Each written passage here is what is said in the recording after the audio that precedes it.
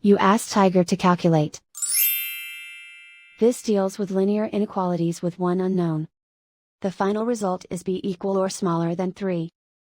Let's solve it step by step. Isolate the b. Divide both sides by 3.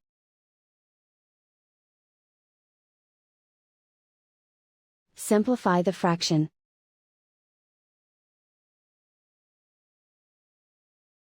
Find the greatest common factor of the numerator and denominator.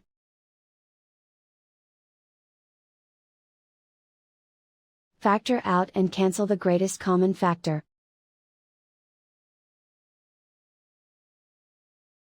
Plot the solution on a coordinate grid. And so the final result is b equal or smaller than 3.